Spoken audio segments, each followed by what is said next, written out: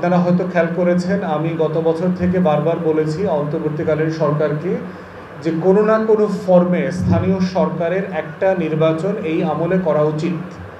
কারণ হচ্ছে যে আমরা দেখতে চাই যে আসলে একটা ভালো নির্বাচন তারা করতে পারেন কিনা। এটা হলো ফায়ার ড্রিলের মতো। নির্বাচনের আর একটা যেটা আলাপ আছে সেটা হচ্ছে আসন্ন সংসদে পিআর হবে কি হবে না, ভোটের পিআর। আমাদের তরফ থেকে আমরা বলেছি যে আমরা দুইটা কক্ষ চাই না, আমরা এককক্ষীয় সংসদ চাই।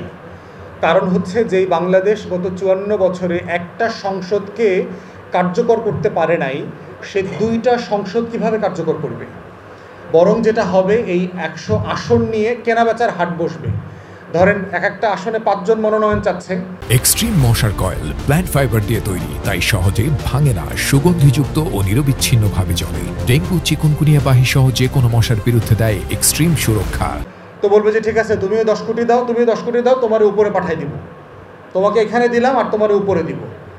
এরপরে পেশাজীবী সংগঠনগুলো যেটা হবে, কেনাবেচার হাটে পরিণত হবে। ডাক্তার, নার্স, টিচার, ইঞ্জিনিয়ার, উকিল, এই যত পেশাজীবী সংগঠন আছে, এরা ইতিমধ্যে দলীয় রাজনীতি করে প্রত্যেকটা পেশাকে ধ্বংস করে দিয়েছে। এরপরে যদি উচ্চকক্ষ হয়, এরা উচ্চ মূল্যের বিদেশি উটের কোরবানির যে দর হয়, সেই উচ্চ মূল্যের উটের দরে তারা কেনাবেচা করবে উচ্চকক্ষের সদস্য হওয়ার জন্য। তাই আমরা নীতিগতভাবে এটার বিরুদ্ধে, আমরা বোধ করছি এটার প্রয়োজন নাই। বরং আমরা বলেছিলাম এক কক্ষে প্রয়োজনে সংরক্ষিত আসন যেটা 50 আছে এটাকে 100 করে দেন। সংবিধানের প্রত্যেকটা ধারা অমান্য করেছে আওয়ামী লীগ সরকার। সংবিধানে কোথায় বলা ছিল রাতের বেলা ভোট করতে হবে? সংবিধানে কোথায় বলা ছিল ইন্ডিয়াতে গিয়ে প্রণব মুখার্জির সাথে মিটিং করে 2008-এর ফেব্রুয়ারিতে এইখানে দিল্লির প্রেসক্রিপশনে ইলেকশন ইঞ্জিনিয়ারিং করতে হবে? কোথায় বলা ছিল?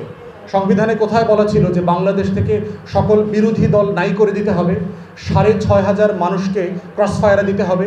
সংবিধানে কোথায় বলা ছিল $250 বিলিয়ন লুটপাট করে বিদেশে পাঠায় দিতে হবে? সংবিধানে কোথায় বলা ছিল যে আমার 40টা ব্যাংক খালি করে রেড জোনে পাঠায় দিতে হবে?